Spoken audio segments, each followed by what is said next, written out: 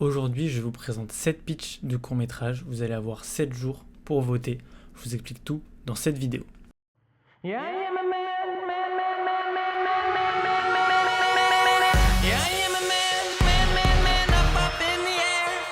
And I run around, round, round, round the sound town and act like I don't care. So when you see me flying by the planet's moon, you don't need to explain if everything's changed. Just know I'm just like you. It's the colors you hate. Colors you hate.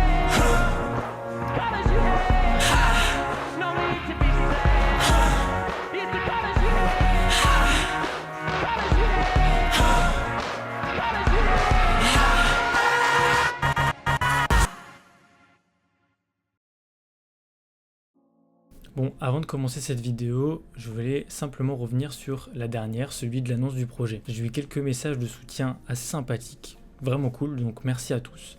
Pour ceux qui ne savent pas et qui commencent par cette vidéo, je vais réaliser un film en 2026 de A à Z et je vais tout documenter sur YouTube. Je compte sur vous pour continuer à donner de la force à ce projet parce que c'est que le début. Et en parlant de début, on va parler des pitchs et des idées pour ce court-métrage. J'ai préparé 7 pitchs de court-métrage avec quelques informations supplémentaires pour que vous vous imaginez à quoi le film pourrait ressembler.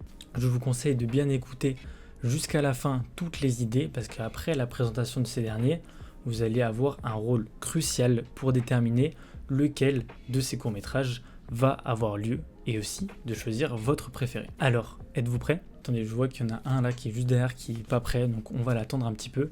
Et en attendant, je vais juste vous dire que les titres que j'ai mis pour les courts-métrages ne sont pas les titres définitifs.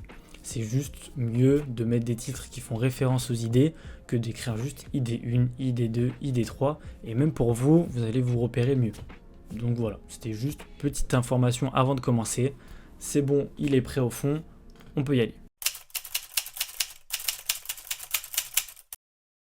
Nous suivons Léo, un jeune homme paumé qui n'a pas une vie trépidante, un peu déprimé, qui ne sort pas de chez lui ou très peu, seul et qui ne croit pas vraiment en lui. Jusqu'au jour où, après un événement dans sa vie, il découvre qu'un soutien de longue date croit en lui depuis toujours et le motive donc à changer sa vie et vivre de nouvelles aventures. Alors, avec cette idée, j'avais un peu imaginé, vous savez, quand on change un petit peu, par exemple, on finit nos études, on passe à la vie adulte, il y a un petit moment un peu de creux où on ne sait pas trop ce qu'on va faire, on l'a tous un peu vécu, je l'ai vécu il n'y a pas très longtemps, et je me dis que je peux m'inspirer un peu de ce que j'ai vécu pour le personnage principal et pour l'univers global du court-métrage. Donc voilà, c'est un peu l'idée que j'avais en tête. Alors aussi, à savoir, petit disclaimer, tous les prénoms des personnages ne sont pas définitifs non plus, et même tous les genres des personnages ne le sont pas non plus. Voilà, ça peut très bien marcher avec des hommes ou avec des femmes, ça dépendra un peu de comment je vais écrire, un peu avec l'inspiration, etc. Pour là, les exemples, j'ai mis en exclusivité des hommes, donc c'était juste plus facile pour moi d'écrire les idées comme ça, mais ça peut très bien changer. Voilà, je préfère le dire au lieu qu'on vienne de m'attaquer ou quoi. Hugo est un jeune homme qui a très peu confiance en lui, au point où il n'arrive même pas à aller à la boulangerie acheter une baguette, jusqu'au jour où il a l'impression d'être totalement transparent dans la vie des gens. Impression qui se matérialise avec des gens qu'il ne remarque plus du tout, voire même qu'il commence à disparaître de la mémoire des gens. Alors qu'il est totalement invisible au milieu de ces derniers, une femme l'aborde. Alors pour cette idée, et c'est le seul cas dans cette liste, j'ai déjà la base du scénario. En effet, c'est une idée que j'avais lors de mon tout premier Nikon Film Festival. C'était l'idée que j'avais présentée à ma classe, en fait, tout simplement. Il va y avoir des changements sur cette idée parce que j'ai relu le scénario et il était pas terrible en vrai. J'ai aussi à préciser que ce manque de confiance en lui et cette matérialisation de cette confiance se fait aussi parce que lui-même se dit qu'il n'a pas confiance en lui, que c'est une merde, qu'il est ridicule, etc. Le truc que j'aimerais apporter aussi, c'est que en disant des choses négatives de nos vies, on amène des choses négatives. Voilà, c'était un peu la thématique autour de ça.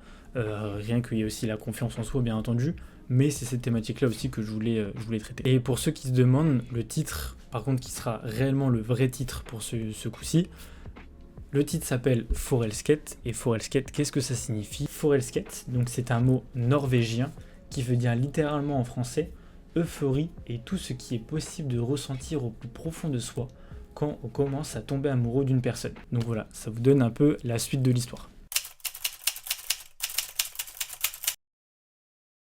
Tom rêve depuis petit d'être créateur de contenu. Il réalise des petites vidéos dans sa chambre assez préparées mais qui ne percent pas du tout, jusqu'au jour où il réalise une vidéo totalement random qui devient virale en moins de 24 heures. Toute sa vie bascule et la vision de son rêve semble totalement différente de ce qu'il avait pensé. Dans cette idée, je voulais mettre en avant le chemin parcouru pour réaliser son but. De plus en plus de jeunes ont comme personnalité favorite un créateur de contenu et même de plus en plus de jeunes veulent devenir créateurs de contenu. Donc le court-métrage sera aussi pour débunk un petit peu ce nouveau métier de créateur de contenu qui est extrêmement bouché comparé à d'autres métiers.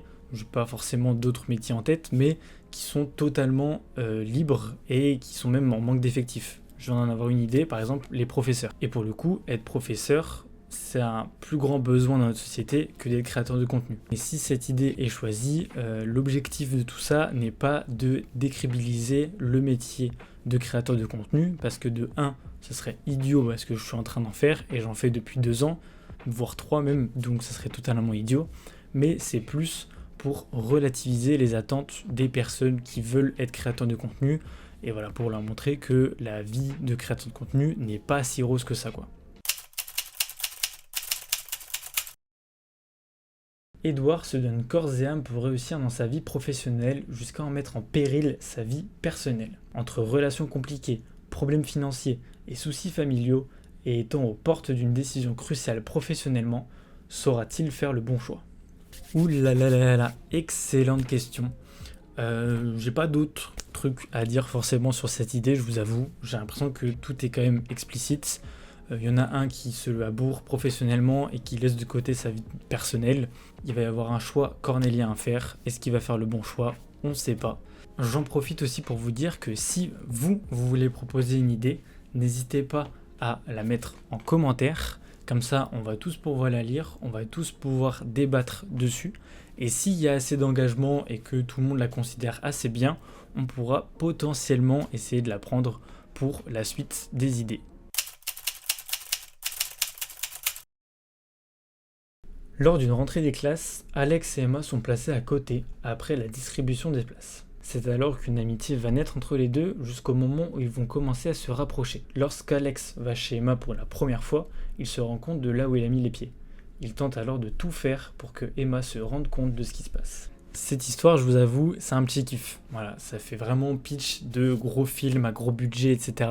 D'ailleurs, si vous choisissez cette idée, elle sera un peu plus longue que les autres parce que je pense qu'il va y avoir un peu plus de choses à développer. Mais c'est pas grave, moi ça me va. Si vous êtes hypé, moi ça me hype, donc tout va bien. Donc voilà, c'est un petit kiff celui-là. Après la mort d'un membre de sa famille, toute cette dernière reçoit des objets de valeur au moment de l'héritage, tandis que Jules, lui, reçoit une guitare, se sentant dévalorisé par sa propre famille. Mais un jour, il utilise l'instrument et apprend l'histoire de cette dernière, lui découvrant ainsi une vraie passion pour la musique. J'ai toujours voulu faire de la guitare, mais je n'ai jamais pris le temps, 2, je n'ai pas du tout la patience pour en faire. Donc je me suis dit pourquoi pas faire un petit kiff et que la guitare soit au centre d'un court-métrage. Et je me suis dit aussi pourquoi pas du coup, on va rajouter un petit peu, créer une musique exclusive pour le film. Voilà, que on essaye de voir si on peut se faire une petite BO un peu sympa juste pour le film. Voilà, je dis ça, je dis rien, je pose ça là. Et puis ce sera pas juste quelqu'un qui découvre une passion à travers la guitare. Moi je vais vraiment mettre une histoire derrière, ça va être cool. Enfin, si vous choisissez cette idée. Voilà, après je sais pas. Nous retrouvons la famille Hedingham où tout le monde pratique du judo. Elliot, lui, est vu comme un espoir si grand que la Fédération française de judo elle-même se déplace pour le voir combattre. Toute sa famille le pousse, et encore plus son père, pour devenir un grand athlète. Pourtant, c'est un combat tout autre qu'Elliot va mener, prouvant qu'il n'est pas qu'un talent dans son sport. Je vous l'accorde, c'est peut-être le pitch le moins clair de ce que vous venez d'entendre, mais en même temps, j'ai fait du judo, j'aime le sport, je voulais un peu une histoire dans le sport, comme vous avez eu une histoire sur la musique. Voilà, le judo, j'en ai fait quand j'étais petit, ça me manque un peu de ne pas faire un sport un petit peu, par exemple du tennis, même là du judo. Pour vous expliquer un peu plus où je veux aller avec cette idée, c'est un peu plus jouer dans le mental des athlètes, de ce qu'ils peuvent ressentir, etc., de la pression que peuvent mettre les parents sur un jeune homme ou une jeune femme, hein, peu importe, mais sur un jeune athlète pour essayer de le faire grandir et tout. Le nom du projet, enfin de l'idée en tout cas, est un petit peu anecdotique sur les projets Mbappé qu'on peut entendre un petit peu partout, où voilà, on commence à mettre son enfant très jeune dans le sport pour essayer de le faire ressembler à un athlète. Voilà, c'est un peu le même cas avec Teddy Riner. Mais voilà, c'est vraiment essayer de rentrer dans le mental d'un athlète et de le montrer en court-métrage, tout simplement. Donc voilà, c'est la fin de ces présentations, de ces 7 présentations de court-métrage. Et maintenant, c'est à vous de jouer. Je vous ai dit en début de vidéo que vous allez avoir un rôle pour déterminer laquelle de ces idées sera choisie. Au moment où vous regardez cette vidéo, une vidéo par idée, donc 7 vidéos en format vertical, ont été postées, que ce soit sur YouTube Short, sur Instagram et sur TikTok, exactement à la même heure que cette vidéo. Votre rôle sera de liker, commenter et partager la vidéo ou les vidéos de votre ou vos idées préférées pour faire en sorte qu'elles fassent partie des 2 meilleures vidéos. Pour cela, vous avez jusqu'au 30 décembre, donc tout pile une semaine pour élever votre idée préférée au plus haut. Un peu comme dans un tournoi, les 2 meilleures vidéos en termes de likes, de commentaires et de partage s'affronteront dans une grande finale où je développerai chacune des idées plus profondément dans une nouvelle vidéo. C'est alors que le 7 décembre 2025, donc dans 2 semaines, le grand gagnant sera révélé dans une nouvelle vidéo et je pourrai alors commencer l'écriture du scénario. J'attends avec impatience vos retours sur cette vidéo, sur ces idées, que ce soit dans l'espace commentaire de cette vidéo, dans l'espace commentaire de toutes les autres vidéos, de toutes les autres plateformes. Franchement, j'ai essayé de créer un truc où on peut mettre un maximum d'engagement un peu partout. Donc voilà, si vous êtes un peu partout et que vous voulez vraiment que cette une des idées soit choisie, foncez. À vous de jouer maintenant, vous avez toutes les cartes en main, je ne peux plus rien faire, vous avez tout. On se retrouve la semaine prochaine pour savoir quelles sont les 2 idées qui arriveront en finale. D'ici là, prenez soin de vous. Salut.